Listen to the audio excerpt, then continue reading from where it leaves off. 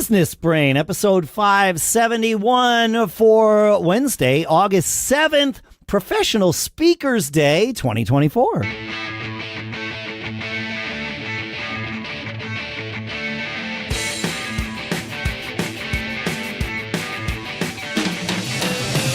Greetings, folks, and welcome to Business Brain, the show where we take a few ideas, we crunch them, we use them to help tune our business brains so that we can, A, keep living that charmed life, and B, keep doing something that, Shannon, you mentioned in our pre-show, a 3-word phrase that I love. In fact, it was my grandfather's favorite phrase. It was the advice he gave me it was how he lived his life, but it was certainly the advice he gave me. And that is, we're going to work with each other to help learn how to beat the system. Because beating the system is the key to leading that charmed life. And here in Durham, New Hampshire, I'm Dave Hamilton.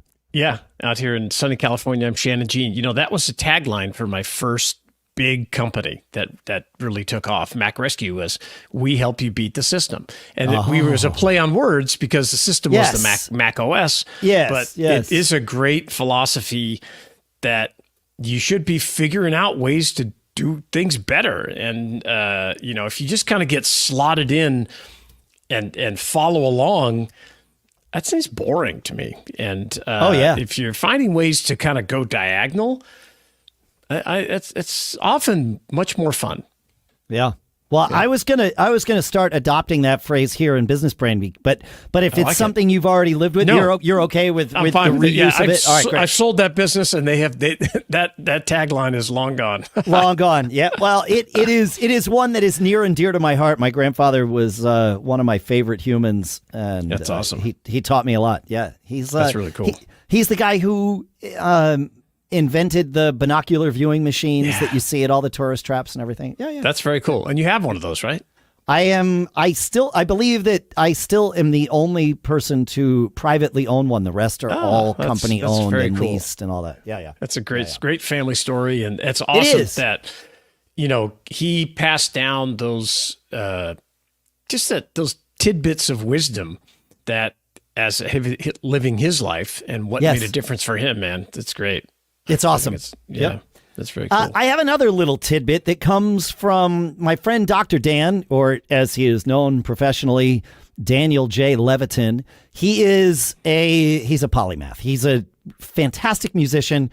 He is also a fantastic musician by practice and by training. And then also he is a cognitive neuroscientist by practice and by training. Yep. And he and several other things, record producer and several other things too. I just interviewed him for my Gig Gab podcast because of the musical tie-ins to all of the things. But he said something during that. He wrote a book about 20 years ago called "This Is Your Brain on Music," where he explained what happens in your brain with music. He has essentially the sequel to that coming out later this month called "I Heard There Was a Secret Chord: Music as Medicine," which really is the book he wanted to write 20 years ago, but there wasn't enough evidence to support music having medicinal powers. Now there is, and so that's his new book. I'll put links to all that. Yeah, that's cool. He talked about something in the book and also in our chat that was really interesting. He talked about our default mode network, which he gave the best explanation of. This is something that exists in all of our brains. When you're reading a book, for example, and that you're reading every word, but you realize that for the past 5 minutes, you don't know what you've read. You haven't paid attention to it. Absolutely. Okay, great. Absolutely. Right. It happens to all of us. That's our mind wandering. That's our daydreaming mode. That is our default mode network of the brain. Okay. This exists in all of us, and it's healthy for all of us. And he says that people who take 15-minute breaks every hour and a half to 2.5 hours-ish and just, invoke your default mode network. The easiest way is to go for a walk in the woods or actively listen to music, like not listening to music while you're doing something else or meditating, any of those kinds of things to just let our minds reset and process in that default mode network where our minds are doing more in the background than the foreground. He says the people that do that for 15 minutes every 2 hours or so, this is cognitive neuroscientist, so data is important to him. Yes, It has been proven that those people are more productive. They operate more efficiently. They get more done than the people who just work through and try and not let their minds wander. And you know, just instead of taking that 15-minute break, they go and have another cup of coffee and, you know, caffeinate themselves through the end of the day. So that's interesting. You know, even after all these years, I still find, and I kind of think that I live a pretty uncommon life, and I've fought to be able to do that, right? Yeah. But I still fight against this. Oh, I got to put in this much time, and I've got to do these things. It's tough to get your head around output. You know, just output. What did I get done? And now I've got to stop and let this default, you know, your brain default just mode kind network. of default mode network, DMN. Let it reset and take a few minutes and either pick up a book that you're going to get yourself out of it. I think it's a great idea. I love that. Yeah. Well, reading a book would not necessarily. No, that wouldn't be it, right? It can though. Like if you get to daydream mode with reading a book where you're not actually reading the book. Sometimes it happens to me when I drive. Driving, that's crazy. I think definitely showering. Yeah. You know, all of those things. Did I already wash my hair? I can't remember. Right, because you're on autopilot. Yeah. And that's what you want to get to, is where you're just on autopilot and you're not actively thinking. The times, you know, that I spend in the tank, like those kinds of things are definitely there to, Yep. That's amazing. So I like give that. yourself permission to take that break and just do nothing but meditate or walk for 15 minutes every couple of hours. You'll be more productive. It's proven. Do you let your employees do that too? Uh-huh. Yeah, that's pretty good. I think you encourage your employees to do that. Yeah. That's fascinating. Yeah. I think that's why great. wouldn't you? Why wouldn't you want them to be more productive? No, you would. I was trying to figure out how do you build it in to where it's like, you know, maybe if you're in a tech worker, you know, kind of thing, that's more acceptable. But if you're in a production type of environment or something, you'd have to figure out how to structure it to where people could take that break and they wouldn't be seen as slacking off or something like that. So, I think there's two parts of that. That's really interesting. I think one part of it is the company culture of embracing it so that it is not seen as slacking off, right? Yes. And then the other part of it is structuring it so that people see the value in truly powering down for those 15 minutes and not like saying, well, I know I'm supposed to take a 15-minute break, but I really I want to, like, if I take a break, I'm lazy. You know, like you really prioritizing it for what it actually is. What I it's think supposed is to be. Yeah, what it's supposed to be. That's cool. Yeah, the disconnect. Yeah. Yeah. So while we're talking on this brain, you know, stuff, it's interesting that was your intro topic, because I want to talk about this concept that we've discussed this in over the years of you know, making your first independent money, right? Making some money on your own and how it impacts the way you think. And I call it, I've taken to call it this $1,000 brain switch, meaning if you can learn how to make $1,000, and I'm not even put a timeline on it, it's just make $1,000. That, I think, it's dramatically alters the way you think about life. And I've been, you know, really talking about or thinking about ways to help other people get to this point.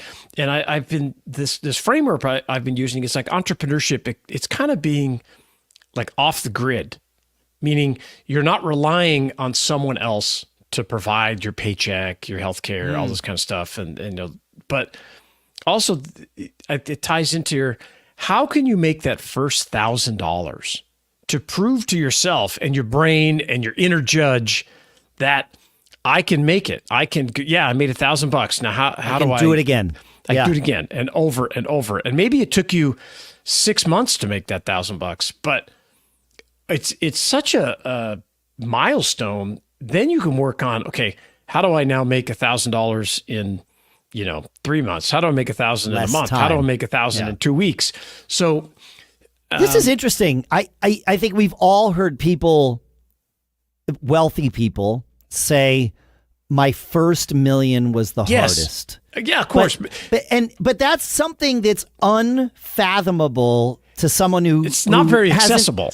It's not accessible. That's the right word. It's not. But the $1,000. It's the same switch, by the way. The first million versus the first 1,000. Exactly the same thing. Put whatever number you want in there. It's the same switch. Yes. Yeah. And you can do it. Like I put it in a newsletter recently. Ways to get there. You can buy stuff and sell it. That's great. There's all kinds of ways to do that. I've done that my whole life. You can sell your talent if you're a musician, if you're an artist, one of my favorite examples is years ago, I got a gift and it was a couple of frame prints, and I love to fish. And they were just prints of these beautiful fish, but they were printed on top of old, like an old book, a page from an old book. In this case, it was all about fishing. And so they had this beautiful thing. And if you go to Etsy, you can get anything you can imagine printed on an old piece of, book, a dictionary, an encyclopedia, whatever it is. And there are people that sell these pages for anywhere from like $10 to $20. But if you look at the volume they sell, they're making thousands of dollars a month selling this. Oh yeah, you want me to print a picture of a fish on a piece of, a dictionary, encyclopedia? It's just right in front of us.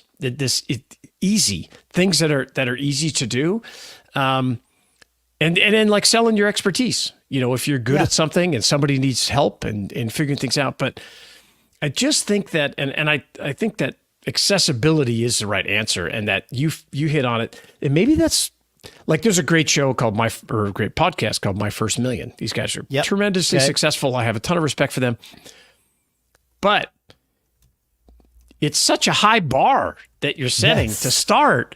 It's like I was going to say there's a lot of people. I would say most people out there think they will never make $1 million. Correct. And so my framework thought process more is like, let's make the 1,000 first, and then and we've repeated this ad nauseum over the years. You make the 1,000. Then you can learn to make 10,000. Then you can learn to make 20, and then you can learn to make 30, because you learn it. It's like a muscle. It's just getting started. It doesn't matter what you do, and it doesn't, more than likely, you won't make any money at the beginning, but you're learning, you're training yourself that that you can create value for other people. Yes, you can do it, and you're going to make mistakes. Our philosophy: mistakes are tuition, and then you're just going to keep going and going. And so embracing this concept of, where is my $1,000 brain switch? Where is it? What can I do? Can I sell stuff out of my closet on Poshmark?